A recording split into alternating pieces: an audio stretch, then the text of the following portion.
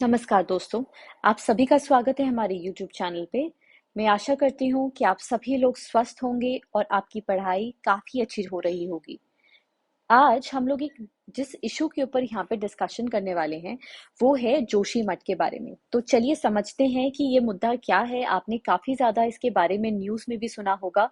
आज हम इसके थोड़े और अलग डायमेंशंस को भी कवर करेंगे।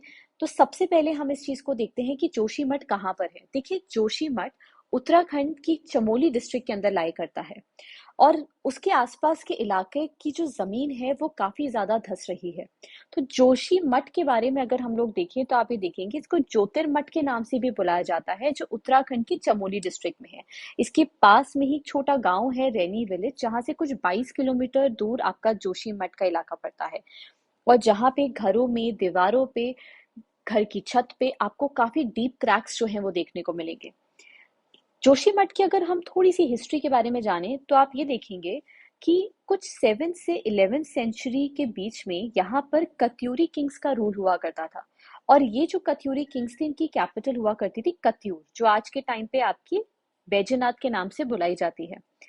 एक बहुत ही फेमस स्कॉलर हैं बद्रीदत्त पांडे। उन्होंने अपनी किताब कुमाऊं के इतिहास के अंदर ये मेंशन किया है कि जोशीमठ कत्यूर डायनेस्टी की इनिशियल कैपिटल हुआ करती थी, लेकिन बाद में उन्होंने इस कैपिटल को शिफ्ट करके कार्तिकेयपुरा बना दिया था। अगर हम इस रीजन की रिलीजियस सिग्निफिकेंस देखें, ज्योतिर्मठ या नदन मॉनेस्ट्री आदि शंकराचार्य के थ्रू ही बनाई गई है। उन्होंने ही इसका एस्टैब्लिशमेंट किया था। तो 4 कार्डिनल इंस्टीट्यूशंस जो आदि शंकराचार्य ने बनाए थे, उसमें से एक जो है वो ज्योतिर्मठ भी है। और इसके अलावा जो दूसरे बने थे वो थे श्रृंगेरी, पुरी, द्वारका और Kashi. According to the tradition initiated by Adi Shankaracharya, this math is in charge of Atharvaveda. तो जैसे कि आप जानते होंगे कि हमारे वैदिक लिटरेचर के अंदर 4 वेदों के बारे में मेंशन है: ऋग्वेद, यजुर्वेद, सामवेद, अथर्ववेद।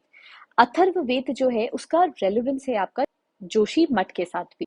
अब ये जोशी मठ जो है, जैसे मैंने आपको बताया, ये ऋषिकेश और बद्रीनाथ नेशनल हाईवे पे लोकेटेड है।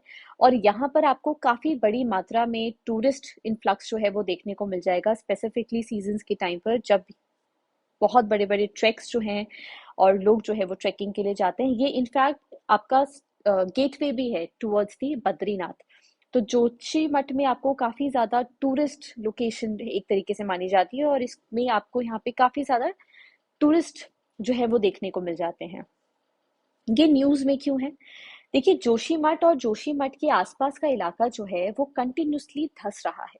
और अक्टूबर 2021 के बाद, जब से वहां पे बहुत ही तेज बारिश हुई है, हैवी रेन्स हुई हैं, उसके बाद से ये इलाका कंटिन्यूसली सिंक कर रहा है। बहुत सारी टीम ऑफ एक्सपर्ट्स उत्तराखंड से, आईआईटी रुड़की से, जियोलॉजिकल सर्वे से, Wadia institute of Himalayan geology से, देहरादून से, वहां पे जब सर्वे करने के लिए गई तो उन्होंने अपनी रिपोर्ट लास्ट 2020 अगस्त के अंदर सबमिट करी। और उस रिपोर्ट के अंदर उन्होंने इस बात को रखा कि ये चीज तो बहुत ही क्लियर है कि जोशीमठ और उसके आसपास के जो इलाके हैं वो काफी ज्यादा धंस रहे हैं। वहां की रोड, वहां लोगों के घरों के अंदर जो क्रैक्स डेवलप हो गए हैं, यहाँ तक कि ये क्रैक्स जो हैं वो सिर्फ घरों की दीवारें या छत पे नहीं देखने को मिल रहे हैं, यहाँ तक कि रोड्स पे भी देखने को मिल रहे हैं, लोगों के घरों के बाहर के इलाकों में भी देखने को मिल रहे हैं। इनफैक्ट जो बड़े बड़े बीम्स हैं उनकी भी लोकेशन डिसलोकेट हो चुकी है। साथ ही साथ इन्होंने, टीम ऑफ एक्सपर्ट्स ने इस बात को भी रखा है कि जो इलीगली यहाँ पे इंक्रीज्ड कंस्ट्रक्शन एक्टिविटीज करी गई हैं, वो भी एक बहुत ही बड़ा कारण है जिसकी वजह से जोशीमठ और उसके आसपास के इलाके की जमीन जो है वो धंस गई है।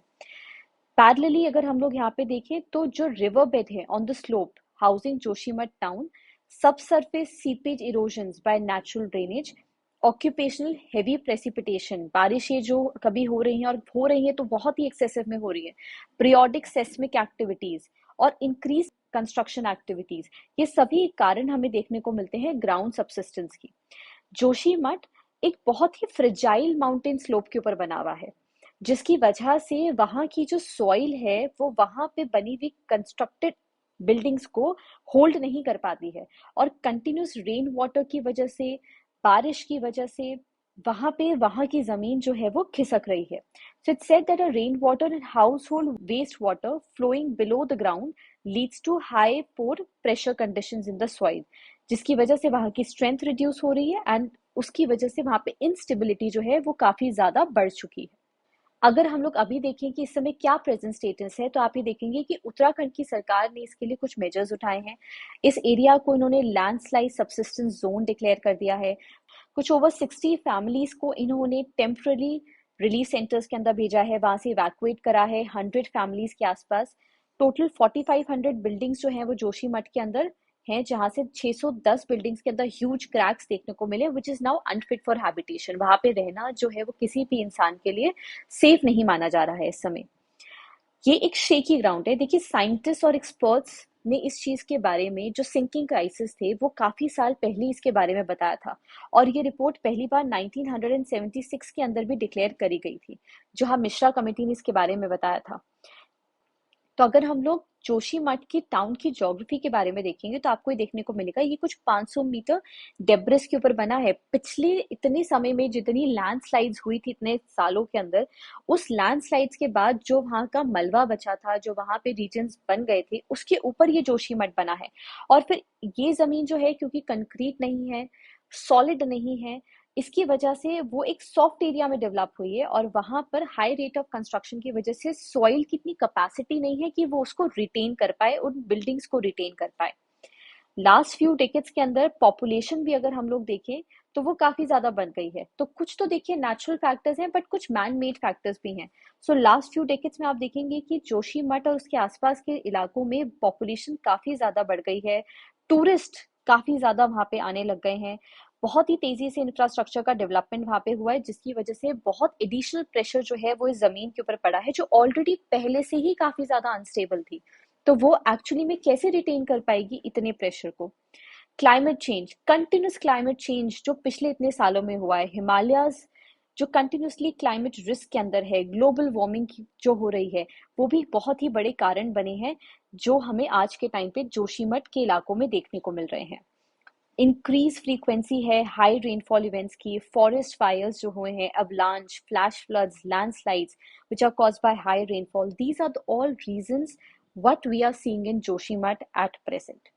हिमालयाज एक बहुत ही फ्रेजाइल इकोसिस्टम पे बने हुए हैं और अगर थोड़े भी बदलाव इकोसिस्टम के अंदर करे जाते हैं जो हिमालय और उसके आसपास के बेल्ट के लिए कंड्यूसिव नहीं है, तो नेचर कहीं ना कहीं इसी तरीके से उस चीज को रिवर्ट करता है। आज ये चीज जोशीमठ के अंदर घुस रही है, बट ये चीज बहुत जरूरी है कि गवर्नमेंट इस चीज के लिए अवेयर रहे और भी राज्य की सरकारें जो हैं वो इस चीज के लिए अवेयर रहें, क्योंकि आज भले ये जोशीमठ में हो रहा है, बट अगर ऐसी ही नेचर को कंटिन्यूसली डिस्ट्रक्ट करा जाएगा तो ये किसी भी रीजन के अंदर हो सकता है। आपके साथ, हमारे साथ, किसी के साथ भी ऐसा हो सकता है। सो आज की सीरीज के अंदर हम लोग इतना ही देख रहे हैं। आई होप आपको हमारी ये सीरीज अच्छी लगी हो। अगर आप और डिटेल्स जानना चाहते हैं तो हमारे यूट्यूब चैनल को आप सब्सक्राइब कर सकते हैं, आप हमें फॉलो कर सकते हैं इंस्टाग्राम पे। Till then, take care everyone, thank you so much, bye bye.